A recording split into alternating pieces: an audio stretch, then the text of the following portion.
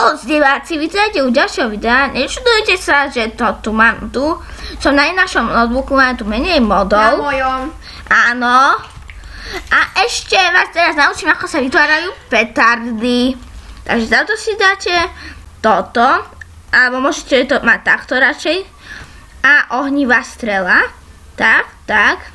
Takže ohnivú strelu potrebujete hoci koľko, to je jedno. Ale párny počet by sa najviac hodil, ale potrebujete toho ešte dosť. Potrebujete pušné prachy, dvakrát taký istý počet.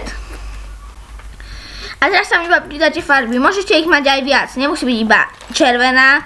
Dáte si tam trochu viac farieb, napríklad tak, ako tu mám ja. Áno, to bude pekné. Vidíte, mám 64. A potom potrebujete pušný prach.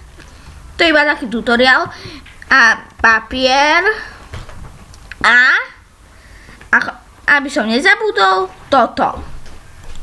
A už to máte.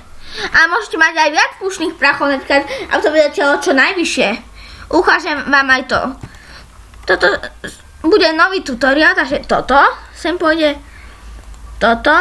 A chceme, aby to vyletelo veľmi vysoko, alebo obyčajne. Veľmi vysoko. Dobre, takže to potrebujete mať, toto je 2 a toto je 3. Tuto to vidíte, že dĺžka letu. 3. No.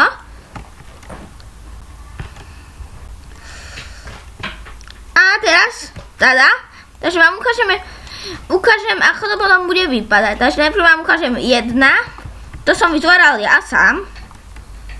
Moja sestra to mimochodom vôbec nevedela. Takže? Ako poznala som petardu, ale... A nevedela si, že to ide v Minecrafte? Poznala, vedela.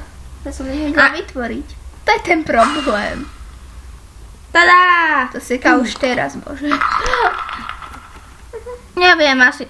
To si nevšimajte. U mňa to vždycky seká, takže to nevadí. Dobre. Takže to by bolo všetko z dnešného prvého tutoriálu. Čau!